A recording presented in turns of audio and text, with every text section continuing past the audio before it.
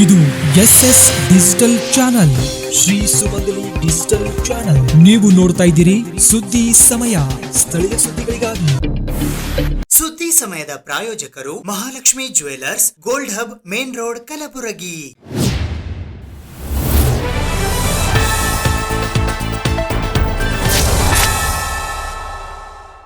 ಸುದ್ದಿ ಸಮಯಕ್ಕೆ ಸ್ವಾಗತ. ನಾನು RJ ಮಂಜು ಹಿರೋಳಿ. ಕಲಬುರಗಿ ಜಿಲ್ಲಾಡಳಿತದ ವತಿಯಿಂದ ಆಗಸ್ಟ್ 16ರ ಶನಿವಾರದಂದು ಕಲಬುರಗಿ ನಗರದ ಕನ್ನಡ ಭವನದ ಸುವರ್ಣ ಸಭಾಭವನದಲ್ಲಿ ಶ್ರೀಕೃಷ್ಣ ಜಯಂತಿ ಆಚರಣೆ 2025 ಕಾರ್ಯಕ್ರಮ ಹಮ್ಮಿಕೊಳ್ಳಲಾಗಿತ್ತು. ಕರ್ನಾಟಕ ಸರ್ಕಾರ, ಕಲಬುರಗಿ ಜಿಲ್ಲಾಡಳಿತ, ಕನ್ನಡ ಮತ್ತು ಸಂಸ್ಕೃತಿ ಇಲಾಖೆ, ಮಹಾನಗರ ಪಾಲಿಕೆ ಹಾಗೂ ಜಿಲ್ಲಾ ಪಂಚಾಯತ್ ಕಲಬುರಗಿ ಇವರುಗಳ ಸಂಯುಕ್ತ ಆಶ್ರಯದಲ್ಲಿ ಶ್ರೀಕೃಷ್ಣ ಜಯಂತಿ ಆಚರಣೆ 2025 ಕಾರ್ಯಕ್ರಮವು ದಿನಾಂಕ 16ನೇ ಆಗಸ್ಟ್ 2025ರ ಶನಿವಾರದಂದು ಮಧ್ಯಾಹ್ನ 12 ಗಂಟೆಗೆ ಕಲಬುರಗಿ ನಗರದ ಜಿಲ್ಲಾ ಕನ್ನಡ ಸಾಹಿತ್ಯ ಪರಿಷತ್ತಿನ ಸುವರ್ಣ ಸಭಾಭವನದಲ್ಲಿ ಗುಲ್ಬರ್ಗಾ ಜಿಲ್ಲಾ ಯಾದವ ಸಂಘ ಕಲಬುರಗಿಯ ಸಹಕಾರದೊಂದಿಗೆ ಜರುಗಿತು. ಈ ಕಾರ್ಯಕ್ರಮಕ್ಕೆ ವಿಶೇಷ ಆಹ್ವಾನಿತರಾಗಿ ಗುಲ್ಬರ್ಗಾ ಜಿಲ್ಲಾ ಯಾದವ ಸಂಘ ಕಲಬುರಗಿ ಅಧ್ಯಕ್ಷರಾದ ರವಿ ಉದನೂರು, ಶಿವಶರಣಪ್ಪ ಧನ್ನಿ ಹಾಗೂ ಜಿಲ್ಲಾ ಕನ್ನಡ ಸಾಹಿತ್ಯ ಪರಿಷತ್ತು ಕಲಬುರಗಿಯ ಜಿಲ್ಲಾಧ್ಯಕ್ಷರಾದ ವಿಜಯಕುಮಾರ್ ಪಾಟೀಲ್ ತೇಗಲತಿಪ್ಪಿ ಆಗಮಿಸಿದ್ದರು. ವಿಶೇಷ ಉಪನ್ಯಾಸ ನೀಡಲು ಕಲಬುರಗಿಯ ಸಾಹಿತಿಗಳಾದ ಡಾಕ್ಟರ್ ಅಂಬುಜಾ ಮಳಖೇಡ್ಕರ್ ಆಗಮಿಸಿದ್ದರು. ಈ ಕಾರ್ಯಕ್ರಮದಲ್ಲಿ ಕನ್ನಡ ಮತ್ತು ಸಂಸ್ಕೃತಿ ಇಲಾಖೆ ಕಲಬುರಗಿಯ ಉಪನಿರ್ದೇಶಕರಾದ ಜಗದೀಶ್ವರಿ ಅನಾಸಿ, ಶಿವಾನಂದ ಅಣಜಗಿ, ಯಾದವ ಸಮಾಜ ಕಲಬುರಗಿಯ ಜಿಲ್ಲಾಧ್ಯಕ್ಷರಾದ ಕುಮಾರ್ ಯಾದವ್, ಮಲ್ಲೇಶ್ ಯಾದವ್, ನಾಗೇಶ್ ಯಾದವ್ ಸೇರಿದಂತೆ ಯಾದವ ಸಮಾಜದ ಇತರೆ ಅನೇಕ ಜನ ಮುಖಂಡರುಗಳು ಉಪಸ್ಥಿತರಿದ್ದರು.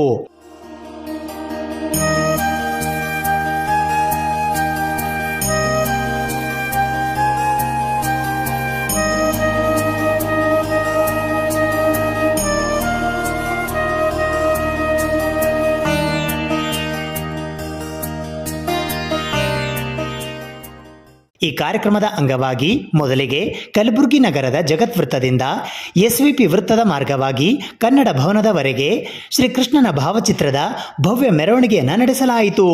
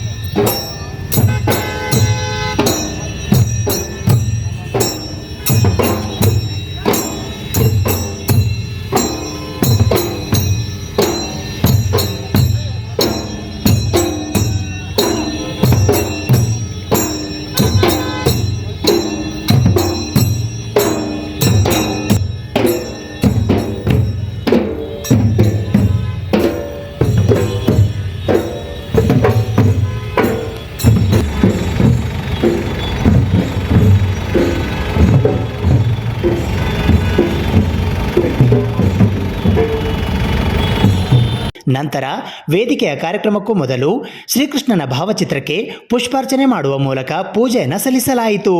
ನಂತರ ಜ್ಯೋತಿ ಬೆಳಗಿಸುವ ಮೂಲಕ ವೇದಿಕೆಯ ಕಾರ್ಯಕ್ರಮಕ್ಕೆ ಚಾಲನೆ ನೀಡಲಾಯಿತು. ತದನಂತರ ಅಧ್ಯಕ್ಷರು ತಮ್ಮ ಭಾಷಣವನ್ನು ಮಾಡಿದರು. ಇದಾದ ನಂತರ ಕಾರ್ಯಕ್ರಮದ ಕೊನೆಯಲ್ಲಿ ಡಾಕ್ಟರ್ ಅಂಬುಜಾ ಮಳಖೇಡ್ಕರ್ ಅವರು ವಿಶೇಷ ಉಪನ್ಯಾಸ ನೀಡಿದರು. ಜಯಂತಿಯನ್ನ ಜಿಲ್ಲಾಡಳಿತದ ಪರವಾಗಿ ಅತ್ಯಂತ ಹರ್ಷದಿಂದ ಉದ್ಘಾಟನೆಯನ್ನ ಮಾಡಿದ್ದೇನೆ.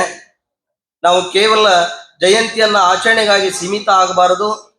ಹಾಗಾಗಿ ಇವತ್ತು ನಾವೇನು ಆಚರಣೆ ಮಾಡ್ತಾ ಇದ್ದೀವಿ, ಶ್ರೀಕೃಷ್ಣರವರ ಜನ್ಮ ದಿನಾಚರಣೆ, ಇದು ಅವರ ತತ್ವ, ಆದರ್ಶಗಳು, ಅವರ ಮಾಡಿರ್ತಕ್ಕಂಥ ಮಾರ್ಗದರ್ಶನಗಳನ್ನ ನಾವು ನಮ್ಮ ದಿನನಿತ್ಯದ ಕರ್ತವ್ಯದಲ್ಲಿ ಮತ್ತು ಜೀವನದಲ್ಲಿ ಅಳವಡಿಸ್ಕೋಬೇಕು ಅಂತಕ್ಕಂಥ ಒಂದು ಮನವಿಯನ್ನ ತಮ್ಮೆಲ್ಲರಲ್ಲಿ ನಾವು ಮಾಡಿಕೊಂಡು ಜಿಲ್ಲಾಡಳಿತದ ಪರವಾಗಿ ನನಗೆ ಮಾತನಾಡಲಿಕ್ಕೆ ಅವಕಾಶ ಮಾಡಿಕೊಟ್ಟಿರ್ತಕ್ಕಂಥ ತಮ್ಮೆಲ್ಲರಿಗೂ ಮತ್ತು ಯಾದವ ಸಮಾಜಕ್ಕೂ ವೇದಿಕೆ ಮೇಲಿರ್ತಕ್ಕಂಥ ಗಣ್ಯರಿಗೂ ಮತ್ತೊಮ್ಮೆ ನಾನು ಹೃತ್ಪೂರ್ವಕವಾಗಿರ್ತಕ್ಕಂಥ ಅಭಿನಂದನೆಯನ್ನು ಸಲ್ಲಿಸಿ ನನ್ನ 2 ಮಾತುಗಳನ್ನು ಮುಗಿಸ್ತೇನೆ.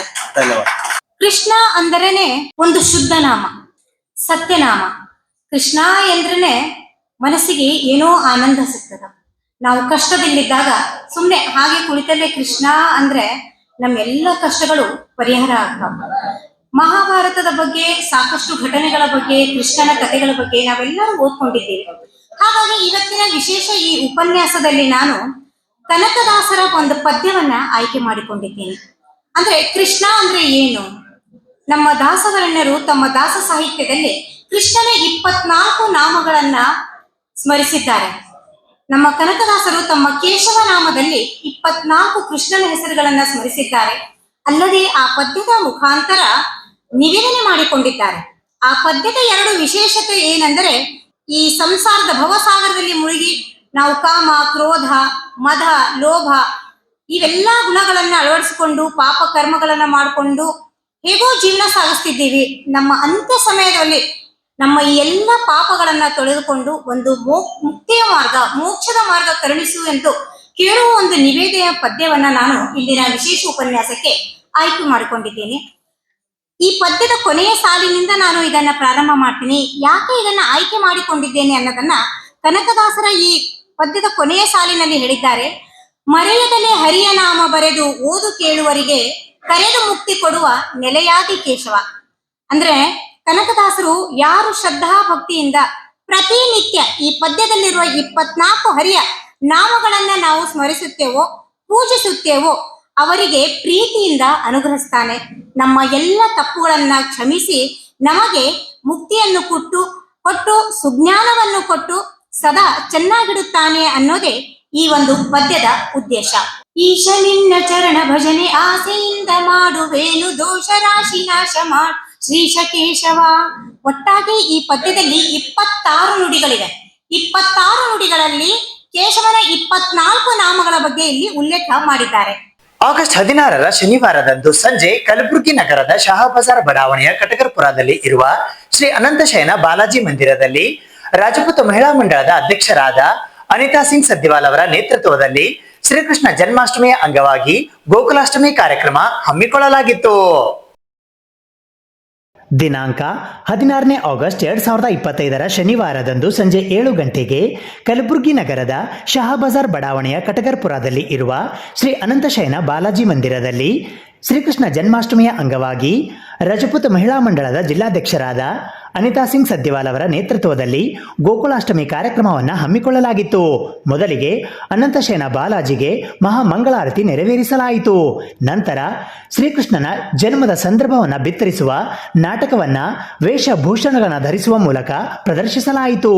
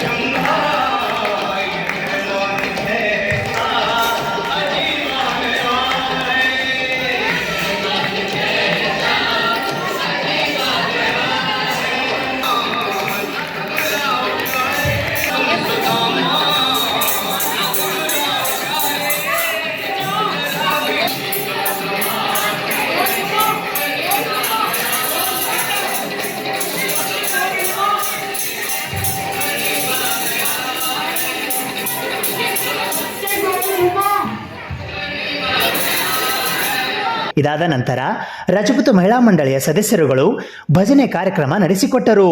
ತದನಂತರ ಪ್ರಸಾದ ವಿತರಣೆ ಕಾರ್ಯಕ್ರಮ ಜರುಗಿತು. ಈ ಸಂದರ್ಭದಲ್ಲಿ ರಜಪೂತ ಸಮಾಜದ ಅನೇಕ ಜನ ಮಹಿಳಾ ಮುಖಂಡರುಗಳು ಉಪಸ್ಥಿತರಿದ್ದರು. आज श्री अनंत शयन बालाजी मंदिर में हम लोग गोकुल अष्टमी के उपलक्ष्य में हम लोग कल रात में श्री कृष्ण का जन्म हुआ। हम लोग रात में 12 बजे तक जाग के सारे लोग, हम आदमी औरतें सब मिलकर गोकुल अष्टमी का जन्म उत्सव किए। आज उनके ही पात्र बन के हम लोग उनका जन्म से लेके और राधा कृष्ण के एंड तक हम लोग इस कार्यक्रम को हम सब मिलके अच्छे से किए हैं। और मैं सब राजपूत महिला मंडल का बहुत बहुत धन्यवाद करती हूँ, क्योंकि इन्होंने बहुत सारा हमको सहयोग दिया है महिला मंडल ने। इसके लिए मैं और मीडिया का भी बहुत बहुत धन्यवाद करती हूँ। मैं अनीता सज्जीवाल, राजपूत महिला मंडल प्रेसिडेंट। Thank you.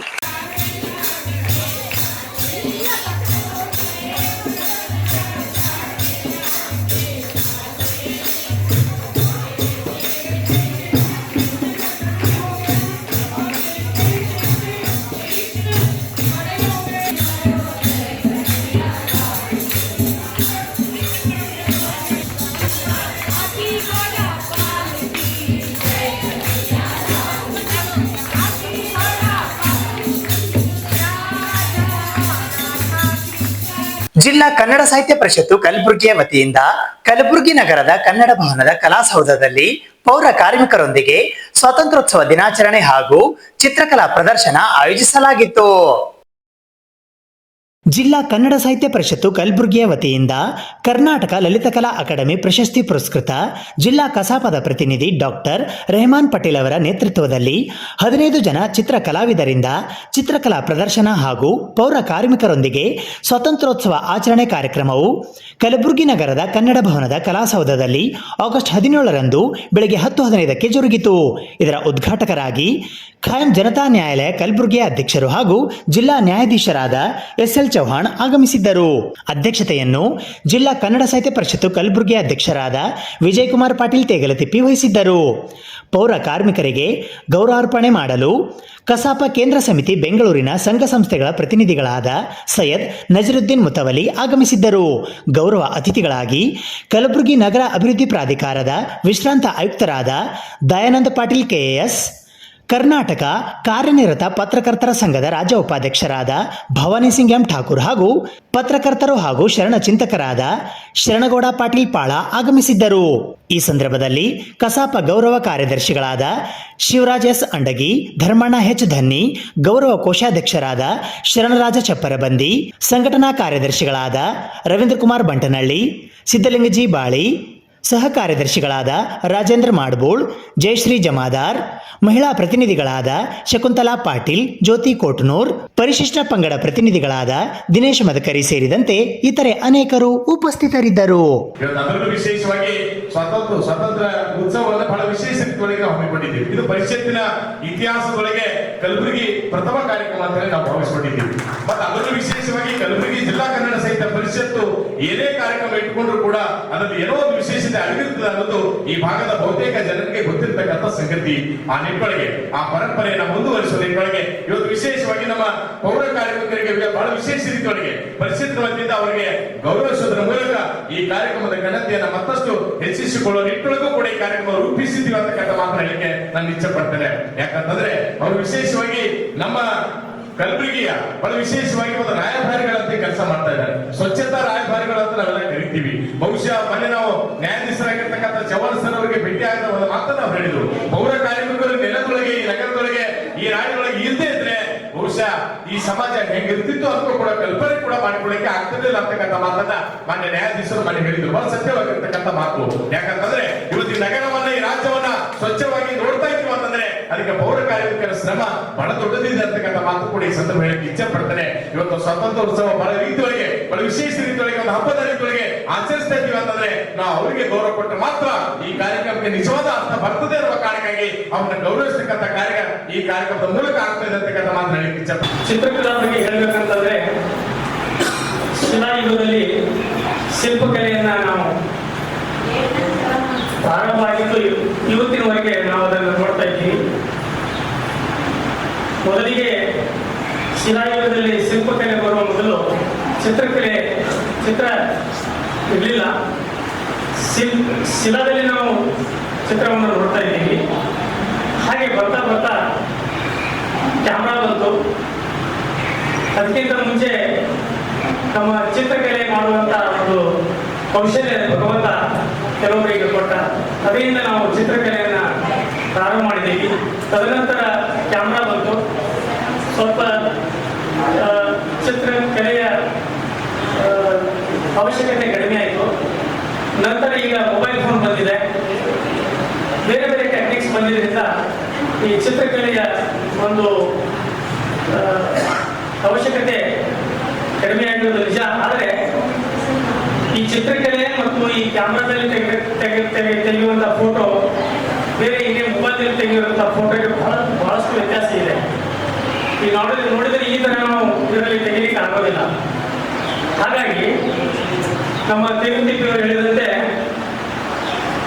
ಇವತ್ತಿನ ಕಾಲದಲ್ಲಿ ಈ ಚಿತ್ರಕಲಾವಿದರಿಗೆ ಬಹಳಷ್ಟು ನಾವು ಪ್ರೋತ್ಸಾಹ ಕೊಡಬೇಕು. ಅವರು ತೆಗೆದಿರ್ತಕ್ಕಂಥ ರೂಪಿಸಿರ್ತಕ್ಕಂಥ ಚಿತ್ರಕ್ಕೆ ನಾವು ಬೆಲೆ ಕೊಡಬೇಕಾಗ್ತದೆ. ಇದು ನಿರಂತರವಾಗಿ ಸಮಾಜದಲ್ಲಿ ಅವರನ್ನು ನೆನಪಿಸಿಕೊಳ್ಳುವಂಥ, ಅವರನ್ನು ಹುರಿದುಂಬಿಸುವಂತಹ ಕಾರ್ಯಕ್ರಮ ಆಗ್ತಾ ಇರಬೇಕು.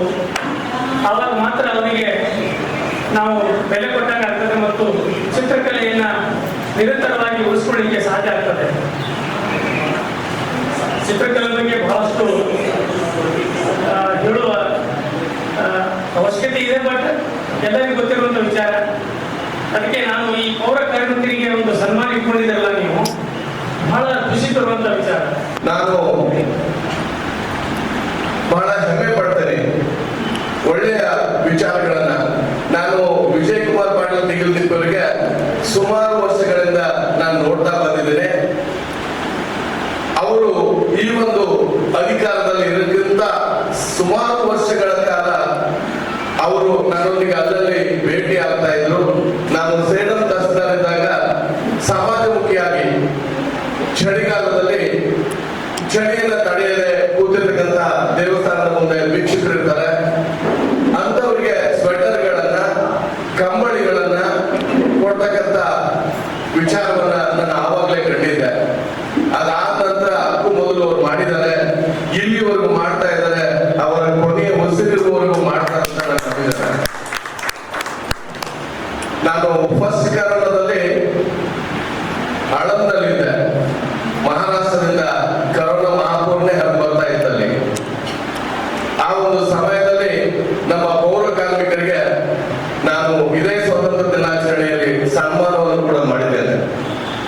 ನಿಜವಾಗ್ಲೂ ತಾಯಿ ಮನೆಯನ್ನ ಸ್ವಚ್ಛವಾಗಿರ್ತಾಳೆ, ಪೌರ ಕಾರ್ಮಿಕರು ಇಡೀ ನಮ್ಮ ಪರಿಸರವನ್ನೇ ಸ್ವಚ್ಛವಾಗಿರ್ತಾರೆ. ಆದ್ಮೇಲೆ ತಾಯಿಗಿಂತ ಮೇಲು, ಹೌದಲ್ಲ? ತಾಯಿಗಿಂತ ಮೇಲು ಆ ಎಲ್ಲ ಹೆಣ್ಣು ಮಕ್ಕಳಾಗಲಿ ಗಂಡು ಮಕ್ಕಳಾಗಲಿ ಪೌರ ಕಾರ್ಮಿಕರಿಗೆ ನಾನೊಂದು ಬಿರುದು ಕೊಡ್ಬೇಕಂತೇನೆ. ಮಹಾನ ಪೌರ ಕಾರ್ಮಿಕರು, ಬರೇ ಪೌರ ಕಾರ್ಮಿಕರಲ್ಲ, ಮಹಾನ ಪೌರ ಕಾರ್ಮಿಕರು, ಮಹಾಪುರುಷರು ಅಂತೀವಲ್ಲ ಅದೇ ತರ ಅವರು.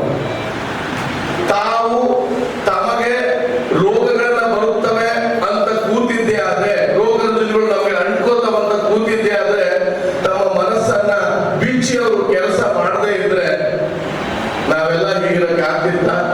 ನಾವು ಅನಾರೋಗ್ಯದಿಂದ ಬಳಲಿ ಏನಾಗ್ತಿದ್ವಿ, ಹೌದಾ? ಸೊ ಅಂತವರೆಲ್ಲರನ್ನ ಈ ಒಂದು ಮಹಾಕಾರ್ಯಕ್ಕೆ ನಮ್ಮ ವಿಜಯ್ ಕುಮಾರ್ ತೆಗೆದುಕೊಂಡು ಅವರು ಕಂಡು ಅವರಿಗೆ ಸನ್ಮಾನ ಮಾಡಬೇಕು. ನನಗಂತೂ ಬಹಳ ಖುಷಿ ಇದೆ. ನಮ್ಮ ರಾಷ್ಟ್ರೀಯ ಹಬ್ಬವಾದಂತ ಒಂದು 15ನೇ ಆಗಸ್ಟ್ ಸ್ವಾತಂತ್ರ್ಯೋತ್ಸವ, ಇನ್ನೊಂದು 26ನೇ ಜನವರಿ ಗಣರಾಜ್ಯೋತ್ಸವ. ಸೊ ಇಡೀ ರಾಷ್ಟ್ರಾದ್ಯಂತ ಎಲ್ಲ ಇಡೀ ವಿಶ್ವಾದ್ಯಂತ ನಮ್ಮ ಭಾರತೀಯರು ಆಚರಿಸ್ಕೊಂತ ಬಂದಾರೆ. ಅದೇ ರೀತಿಯಲ್ಲಿ ನಮ್ಮ ಕನ್ನಡ ಸಾಹಿತ್ಯ ಪರಿಷತ್ತಿನ ಅಧ್ಯಕ್ಷರಾದ ವಿಜಯ್ ಕುಮಾರ್ ದೇವಪ್ಪಿ ಎಪಿ ಹಾಗೂ ಇಡೀ ಬಳಗ ವಿಜಯನ ಆಚರಿಸ್ತಾರೆ. ಬಹಳ ತುಂಬಾ ಸಂತೋಷದ ವಿಷಯ. ಜೊತೆಯಾಗಿ ನಾನೊಬ್ಬ ಛಾಯಾಗ್ರಾಹಕರಾಗಿ ಛಾಯಾಚಿತ್ರ ಹಾಗೂ ಚಿತ್ರಕಲಾ ಪ್ರದರ್ಶನ 15 ಜನ ತುಂಬಾ ಸಂತೋಷದ ವಿಷಯ. ಸೊ ಇದೇ ರೀತಿಯಾಗಿ ಈಗಾಗಲೇ ಎಲ್ಲರೂ ಮಾತಾಡಿದ್ದಾರೆ ವಿಜಯ್ ಕುಮಾರ್ ದೇವರ ಬಗ್ಗೆ, ಕನ್ನಡ ಸಾಹಿತ್ಯ ಪರಿಷತ್ ಬಗ್ಗೆ. ಸೊ ನಾನೇ ಎಲ್ಲ ಇದೇ ರೀತಿಯಿಂದ ನಿರಂತರ ಕಾರ್ಯಕ್ರಮ ಆಗಲಿ. ಅದೇ ರೀತಿ ಇನ್ನೊಂದು ಗೌರವ ನಮ್ಮ ನಜರುದ್ದೀನ್ ಮುತಾಲಿಬಿ ನಮ್ಮ ಗೌರವ ಸದಸ್ಯರಾಗಿದ್ದ ಅವರಿಗೆ ಈ ಸಂದರ್ಭದಲ್ಲಿ ಅಭಿನಂದಿಸುತ್ತೇನೆ. ಅದೇ ರೀತಿಯಾಗಿ ರೆಹಮಾನ್ ಪಡ್ಲೆ ಅವರು ಸಹ ಈ ಸಂದರ್ಭದಲ್ಲಿ ಶುಭ ಕೋರುತ್ತೇನೆ. ಈ ಕಾರ್ಯಕ್ರಮ ಇದೇ ರೀತಿಯಿಂದ ಇನ್ನೂ ಹೆಚ್ಚಿನ ರೀತಿಯಿಂದ ಎಲ್ಲಾ ಕ್ಷೇತ್ರದಲ್ಲಿ ಈಗಾಗಲೇ ಹೇಳಿದಾಗ ಎಲ್ಲಾ ಕ್ಷೇತ್ರದಲ್ಲಿ ಮಾಡ್ತಾರೆ. ಇದೊಂದು ಪೌರಾಣಿಕ ಮಾಡಿದ್ದು ಬಹಳ ಸಂತೋಷ ವಿಷಯ. ಇನ್ನೂ ಇದೇ ರೀತಿಯಿಂದ ಮಾಡಲಿ ಅಂತ ಹೇಳಿ ಸಂದರ್ಭ ಹಾರೈಸಿದ ಜನ ಮಾತನಾಡ್ತಾರೆ. ಸುದ್ದಿ ಇನ್ನು ಇವೆ, ಸದ್ಯಕ್ಕೆ ಬ್ರೇಕ್. ಇದು SS ಡಿಜಿಟಲ್ ಚಾನಲ್, ಶ್ರೀ ಸುಮಂಗಲಿ ಡಿಜಿಟಲ್ ಚಾನಲ್. ನೀವು ನೋಡ್ತಾ ಇದ್ದೀರಿ ಸುದ್ದಿ ಸಮಯ, ಸ್ಥಳೀಯ ಸುದ್ದಿಗಳಿಗಾಗಿ. ಸುದ್ದಿ ಸಮಯದ ಪ್ರಾಯೋಜಕರು Mahalakshmi jewellers, gold hub, main road, Kalaburagi.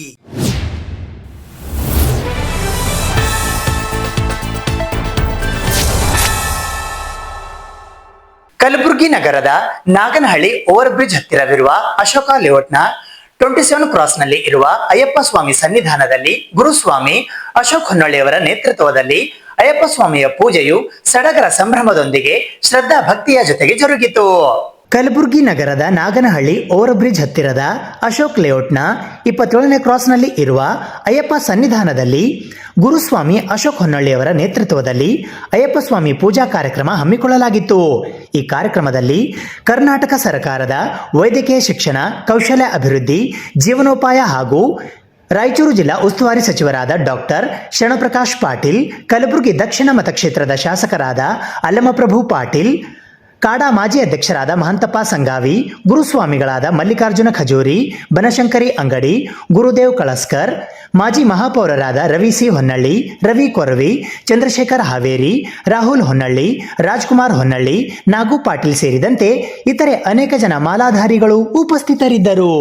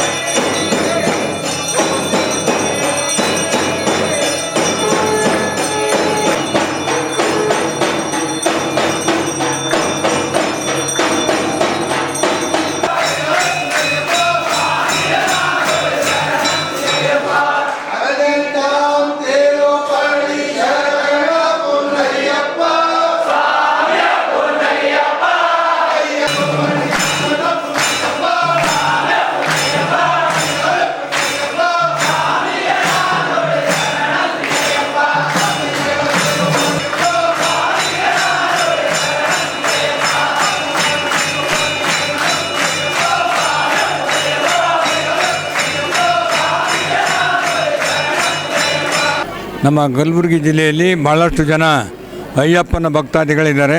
ಸುಮಾರು 25 ವರ್ಷಗಳಿಂದ ಈ ಅಶೋಕ್ ಹೊನ್ನಳ್ಳಿಯವರು ಮತ್ತು ಅವರೆಲ್ಲ ಭಕ್ತ ಸಂಗಡಿಗರು ಕೂಡ ಯಾವತ್ತೂ ಕೂಡ ಅಯ್ಯಪ್ಪ ಸ್ವಾಮಿ ಸೇವೆ 40 ದಿವಸಗಳ ಕಾಲ ಪೂಜಾ ಪುನಸ್ಕಾರ ನಿಷ್ಠೆಯಿಂದ ಮಾಡಿ ಗುಡ್ಡಕ್ಕೆ ಹೋಗಿ ಅಯ್ಯಪ್ಪ ಸ್ವಾಮಿ ಸೇವೆ ಸಲ್ಲಿಸಿ ಬರ್ತಕ್ಕಂಥದ್ದು ಪದ್ಧತಿ. ಅದೇ ಪ್ರಕಾರ ಇದರ ಸಲುವಾಗಿ ಸ್ಪೆಷಲಾಗಿ ಅಶೋಕ್ ಹೊನ್ನಳ್ಳಿಯವರು ಒಂದು ಸ್ವತಃ ಅಯ್ಯಪ್ಪ ಸ್ವಾಮಿ ಟೆಂಪಲನ್ನು ಕಟ್ಟಿಸಿ ಈ ಒಂದು ಸಣ್ಣ ಸುಂದರವಾದಂಥ ಮಂಟಪದಲ್ಲಿ ಎಲ್ರಿಗೂ ಪೂಜೆ ಮಾಡಲಿಕ್ಕೆ ಅವಕಾಶ ಮಾಡಿಕೊಟ್ಟು ಇಲ್ಲಿ ಪೂಜೆ ಮಾಡಿ ಇರುಮುಡಿ ಮುಗಿಸ್ಕೊಂಡು ಏನಪ್ಪ ಅಂದರೆ ಇಲ್ಲಿಂದ ಅಯ್ಯಪ್ಪ ಸ್ವಾಮಿ ಗುಡ್ಡಕ್ಕೆ ಹೋಗಿ ಅಲ್ಲಿ ಪಂಪದಲ್ಲಿ ಸ್ನಾನ ಮಾಡಿ ಅಲ್ಲಿ ಹೋಗಿ ಎಲ್ಲ ಬಂದರೆ ತಮ್ಮ ಇರುಮುಡಿಯನ್ನು ಬಿಟ್ಟು ಬರ್ತಕ್ಕಂಥ ಪದ್ಧತಿ ಇದೆ.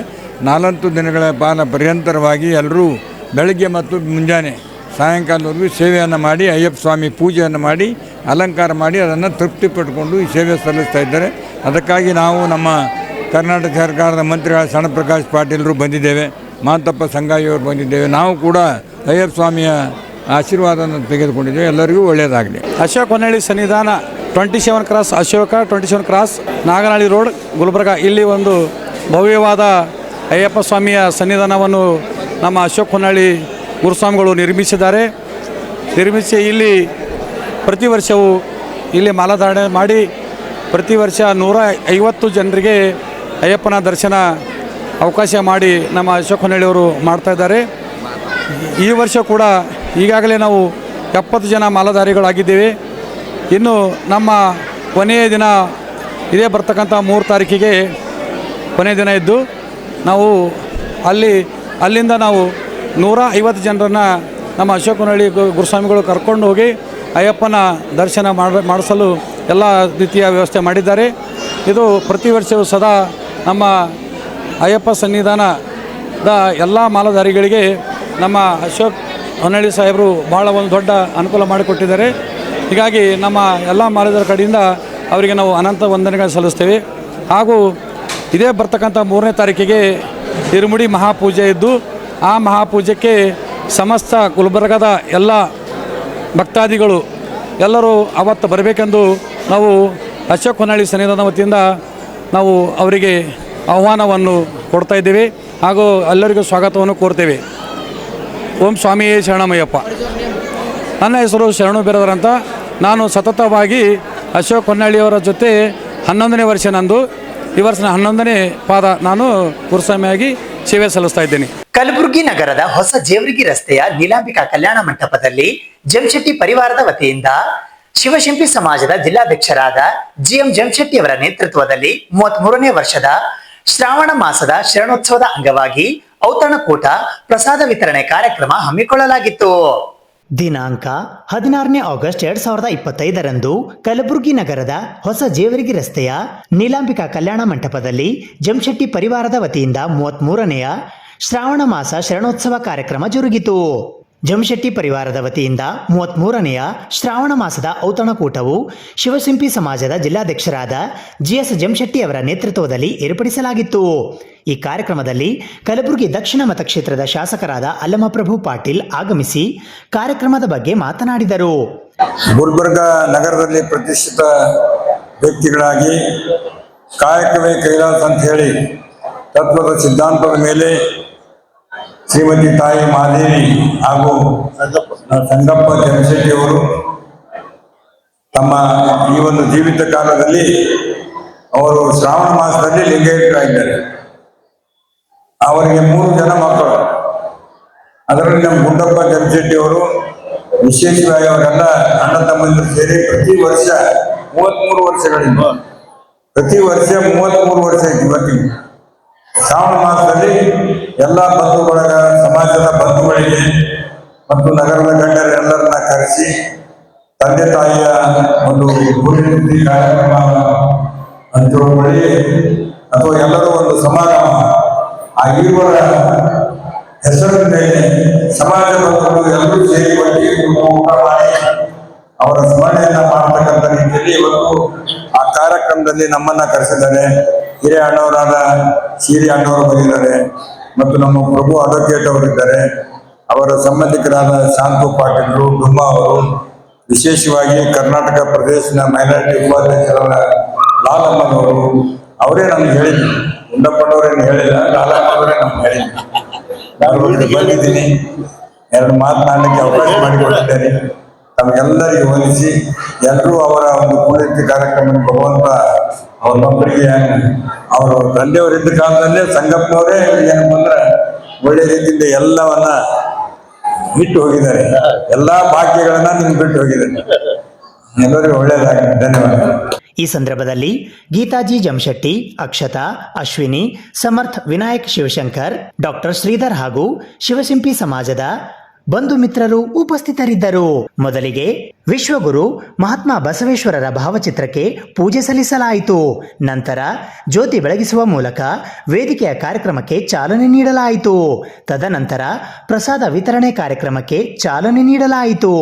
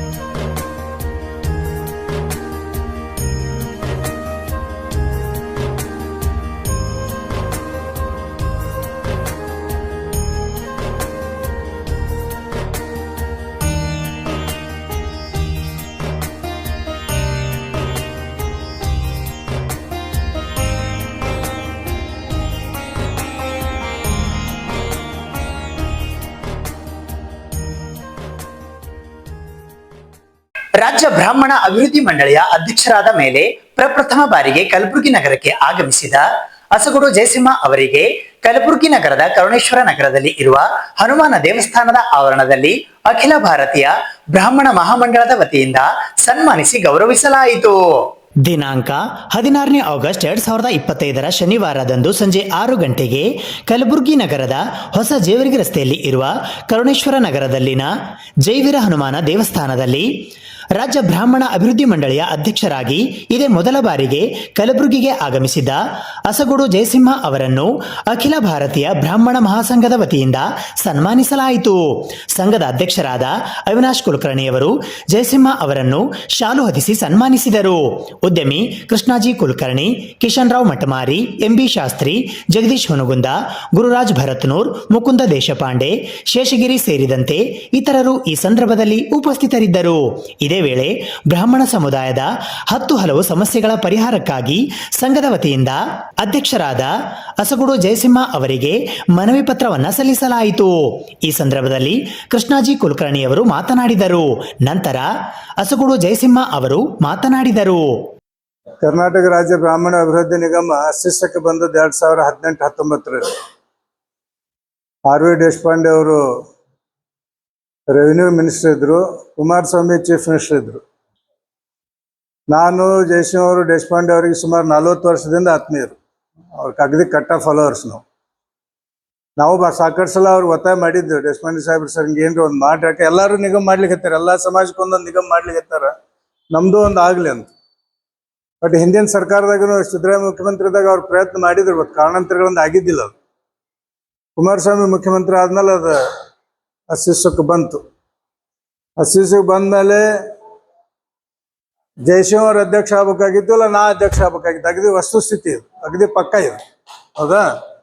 ಆದರೆ ಕುಮಾರಸ್ವಾಮಿ ಚೀಫ್ ಮಿನಿಸ್ಟರ್ ಇದ್ದಿದ್ದರಿಂದ ಅಲ್ಲೊಬ್ರು ದೇವೇಗೌಡರು ಫಾಲೋವರ್ ಇದ್ರು, ಹಾಸನದವ್ರು, ನಮ್ಮವರೇ. ದೇವೇಗೌಡರು ದೇಶಪಾಂಡೆ ಸಾಹೇಬರಿಗೆ ಹೇಳಿದ್ರು, ಇದನ್ನು ಬಿಟ್ಟು ಬಿಡಪ್ಪ, ನಮ್ಮ ಭಾಳ 40 ವರ್ಷದಿಂದ ನಮ್ಮ ಫಾಲೋವರ್ ಇದಾನ, ನಮ್ಮ ಮನೆ ಪುರೋಹಿತ ಇದಾನ, ಅವನ್ನೆಲ್ಲ ಮಾಡ್ತಾರ. ದೇಶಪಾಂಡೆ ಸಾಹೇಬ್ರು ಅವ್ರ ಫಾಲೋವರೇ, ಅವ್ರ ಸರ್ಕಾರದಾಗ ಇದ್ದವರು, ಬೇಸಿಕಲಿ ಜನತಾ ಪರಿವಾರದವರು. ಆಯ್ತು ಅಂದ್ಬಿಟ್ರು ಅವ್ರು. ಅದಕ್ಕೆ ನಾವು ಹೈದರಾಬಾದ್ ಕರ್ನಾಟಕದಿಂದ ನಾ ಡೈರೆಕ್ಟರ್ ಅದೇ, ಬೆಂಗಳೂರಿಂದ ಜಯಸಿಂಹ ಸಾಹೇಬರು ಡೈರೆಕ್ಟರ್ ಅದು. ಆಮೇಲೆ 1 ತಿಂಗಳು ಹೋಯ್ತು. ಒಂದು ಮೀಟಿಂಗು ಫಸ್ಟ್ ಡೇ ಒಂದು ಮೀಟಿಂಗ್ ಕರೆದ್ರು. ಮೀಟಿಂಗ್ ಮುಗಿಸ್ಕೊಂಡು ಹೊರಗೆ ಬಂದೀವಿ, ಸರ್ಕಾರ ಬಿತ್ತು. ನಾವು ಬರೀ ಇಂಟ್ರೊಡಕ್ಟರಿ ಮಾಡಿದ್ದೀವಿ ಅಷ್ಟೇ, ಇನ್ನೇನು ಬಂದು ಕ್ರಿಯಾ ಯೋಜನೆ ಮಾಡಬೇಕು ಅಂತ ಅಷ್ಟಿಗೆ ಸರ್ಕಾರ ಬಿತ್ತು, ಮುಗಿದೋಯ್ತು. ಅಲ್ಲಿಗೆ ಮುಂದೆ ಬೇರೆ ಸರ್ಕಾರ ಬಂತು. ಬೇರೆ ಸರ್ಕಾರ ಬಂದಲ್ಲಿ ನಮ್ಮ ಫ್ರೆಂಡ್ ಆದ್ರು, ಆಪರೇಷನ್ದಾಗ ನಮ್ಮವ್ರು ಆದರು. ಅವರು ಸಾಕಷ್ಟು ಸಮಾಜದ ಅಭಿವೃದ್ಧಿ ಕೆಲಸ ಮಾಡ್ಯಾರ ಹುನಗುಂದವ್ರು. ಯಾಕಂದ್ರೆ ಇಲ್ಲಿ ದೊಡ್ಡ ಪ್ರಹ್ಲಾದ್ ಜೋಶಿ ಅವ್ರನ್ನ ಕರೆಸಲ್ಲ ದೊಡ್ಡ ಫಂಕ್ಷನ್ ಮಾಡಿದ್ರು. I was also one of the guest. ಈ ರೀತಿಯಾಗಿ ನಡ್ಕೊಂಡು ಬಂದದ. ಮತ್ತೀಗ ಜಯಸಿಂಹ ಅವರು ಭಾಳ ಸುಮಾರು 40 ವರ್ಷದಿಂದ ಸಮಾಜಕ್ಕಾಗಿ ಭಾಳ ಕೆಲಸ ಮಾಡ್ಯಾರ. ಯಾಕಂದ್ರೆ ಅವ್ರು ಕೂಡ ಭಾಳ ಕ್ಲೋಸ್ ಅಸೋಸಿಯೇಟ್ಸ್ ಆಗಿದ್ದಾವ. ಯಾವಾಗಲೂ ನಾವು ದೇಶಪಾಂಡೆ ಸಾಹೇಬ್ರ ಜೊತೆ ಕೂಡ ಇರೋರು, ಕೂಡ ಹೋಗೋರು. ಮತ್ತು ಅವರು ಸಿದ್ದರಾಮಯ್ಯನವ್ರಿಗೂ ಭಾಳ ಆತ್ಮೀಯರು. ಸಾಮಾನ್ಯ ನಾನು ಒಬ್ಬನೇ ಅಂತಲ್ಲ, ಎಲ್ಲ ಬ್ರಾಹ್ಮಣರು ಕೂಡ ಬೇರೆ ಸಮಾಜಕ್ಕೆ ಸ್ಪಂದಿಸಿ ಅವ್ರನ್ನ ಉದ್ಧಾರ ಮಾಡೇ ನಾವು ಉದ್ಧಾರ ಆಗಿರೋದು. ಅದು ಮುಂಚೆಯಿಂದಲೂ ಇದೆ, ಮುಂದೆನೂ ಇದೆ. ಇರೋ ಹೊತ್ತಿಗೆ ನಾವು ಇವತ್ತು ಈ ಸೊಸೈಟಿನಲ್ಲಿ ಸ್ಟ್ರಾಂಗ್ ಆಗಿರ್ತಕ್ಕಂಥದ್ದು ಅಂತ ಹೇಳೋದು. ನಮ್ಮಲ್ಲಿ ಇವಾಗ ಏನಪ್ಪ ಅಂತಂದರೆ EWS ಸರ್ಟಿಫಿಕೇಟ್ ವಿಚಾರದಲ್ಲಿ ನೀವೆಲ್ಲ ಹೇಳಿದ್ರಿ, ನನಗೂ ಮನವರಿಕೆ ಆಯಿತು. ಈಗ ಏನಾಗಿದೆ ಅಂತಂದರೆ 8 ಲಕ್ಷ ರೂಪಾಯಿನ ಅದು ಮಾನದಂಡ ಇರಲಿ ಸರಿ, ಈ ಮನೆದಿದೆಯಲ್ಲ ಇದು ಭಾಳ ದೊಡ್ಡ ಸಮಸ್ಯೆ. ಯಾಕಂತಂದರೆ ಯಾವ ಊರಾಗ ಹೋದ್ರು ಒಂದು ದೊಡ್ಡ ಜಾಗ ಇರುತ್ತೆ, ಅಲ್ಲೊಂದು ಸಣ್ಣ ಮನೆ ಕಟ್ಕೊಂಡಿರ್ತಾರೆ. ನಿಮ್ದು 10,000 ಸ್ಕ್ವೇರ್ ಫೀಟ್ ಅದು 5 ಇದೆ. ಅವ್ರಿಗೆ ಹೇಳಿದ್ರು ಭಾಳ ಜನ. ಇವತ್ತು ಬೆಳಗ್ಗೆ P ಜೋಶಿ ಅವ್ರು ಬಂದು ಈ ಥರ ಅವ್ರಿಗೆ ತೊಂದರೆ ಸಹಾಯ ತೊಗೊಂಬಕ್ಕೆ ಹೋದರೆ ನಿನ್ನ ಮನೆ ಇದೆ ಅಂತಂದು. ಇದು ಭಾಳ ಸೀರಿಯಸ್. ಇದನ್ನು ನಾನು ಸರ್ಕಾರದ ಜೊತೆ ಮಾತಾಡ್ತೀನಿ. ಸರ್ಕಾರ ಅಂತಂದ್ರೆ ನಾನು ಮೊದಲು ದಿನೇಶ್ ಗುಂಡೂರಾವ್, ನಾನು ಮೊನ್ನೆ ಏನು ಮಾಡಿದೆ ಅಂದರೆ ದಿನೇಶ್ ಗುಂಡೂರಾವ್ರಿಂದ ರೆವಿನ್ಯೂ ಮಿನಿಸ್ಟ್ರಿ ಕಾಗದ ಹಾಕ್ಸಿದ್ದೀನಿ. EWS ಸರ್ಟಿಫಿಕೇಟ್ ಕೆಲವು ಕಡೆ ಭಾಳ ತೊಂದರೆ ಮಾಡ್ತಿದ್ದಾರೆ. ಇವ್ರಿಗೆ ಕೂಡಲೇ ಅಲ್ಲ ಒಂದೇನಂದ್ರೆ ಇವತ್ತಿನ ಸಭೆಯಲ್ಲಿ ನೀವು ಬಂದಿರೋದು ನನಗೆ ಭಾಳ ದೊಡ್ಡ ಶಕ್ತಿ ಬಂತು. ಯಾಕೆ ಅಂತಂದರೆ ಇಲ್ಲಿ ಈ ಗುಲ್ಬರ್ಗ ಈ ಭಾಗದಲ್ಲಿ ತೊಂದರೆ ಆದರೆ ನಿಮ್ಮನ್ನು ಕಾಂಟ್ಯಾಕ್ಟ್ ಮಾಡ್ಬೇಕು ಅಂತ ನಾನು ಹೇಳಿರ್ತೆ. ಅಂದರೆ ನೀವು ರಿಯಾಲಿಟಿ ತಿಳ್ಕೊಂಡು ನನಗೆ ಹೇಳ್ತೀರಿ, ನಾನೇನು ಮಾಡ್ತೀನಿ, ನಾನು ಟ್ರೈ ಮಾಡ್ತೀನಿ. ಆಮೇಲೆ ದಿನೇಶ್ ಗುಂಡ್ರಾಯರ್ಗೂ ಹೇಳ್ತೀನಿ, ನಾನು ಯಾರಿಗೆ ಬೇಕಾದ್ರೂ ಹೇಳೋ ಒಂದು ಅವಕಾಶ ಇದೆ. ಮತ್ತೊಂದೇನಪ್ಪ ಅಂದರೆ ಇವತ್ತು ಬೆಳಗ್ಗೆ PV ಜೋಶಿ ಇವರೆಲ್ಲ ಸ್ನೇಹಿತರೆಲ್ಲ ಬಂದಿದ್ದಾಗ ನಾನು ರಾಧಾಕೃಷ್ಣ ಅವ್ರಿಗೆ ಫೋನ್ ಮಾಡಿದೆ, ಯಾಕಂದರೆ ಇಲ್ಲಿ ಪಾರ್ಲಿಮೆಂಟ್ ಸದಸ್ಯರು ಮತ್ತು ವೆರಿ ಇನ್ಫ್ಲೂಯೆನ್ಸ್ಡ್ ಮ್ಯಾನ್, ಮತ್ತು ಆಮೇಲಿಂದ ಒಂದು ಸಂಸ್ಕಾರ ಇರ್ತಕ್ಕಂಥ ಇದು ಇವತ್ತಿನ ಸುದ್ದಿ ಸಮಯ. ಸ್ಥಳೀಯ ಸುದ್ದಿಗಳಿಗಾಗಿ ನೋಡ್ತಾ ಇರಿ ಸುದ್ದಿ ಸಮಯ. ನಿಮ್ಮ ನೆಚ್ಚಿನ ಸುದ್ದಿ ಸಮಯವನ್ನು ಡೆನ್ ಸೆಟ್ ಆಫ್ ಬಾಕ್ಸ್ ನ ಚಾನೆಲ್ ಸಂಖ್ಯೆ 746ರಲ್ಲಿ ಪ್ರತಿದಿನ ರಾತ್ರಿ 9 ಗಂಟೆಗೆ, ಮರುಪ್ರಸಾರ ರಾತ್ರಿ 10 ಗಂಟೆಗೆ ಮತ್ತು ಮರುದಿನ ಬೆಳಿಗ್ಗೆ 8 ಗಂಟೆ ಮತ್ತು 9 ಗಂಟೆಗೆ ವೀಕ್ಷಿಸಬಹುದು. ಇದು ಎಸ್ಎಸ್ ಡಿಜಿಟಲ್ ಚಾನಲ್, ಶ್ರೀ ಸುಮಂಗಲಿ ಡಿಜಿಟಲ್ ಚಾನಲ್. ನೀವು ನೋಡ್ತಾ ಇದ್ದೀರಿ ಸುದ್ದಿ ಸಮಯ, ಸ್ಥಳೀಯ ಸುದ್ದಿಗಳಿಗಾಗಿ. ಸುದ್ದಿ ಸಮಯದ ಪ್ರಾಯೋಜಕರು Mahalakshmi jewellers, gold hub, main road, Kalaburagi.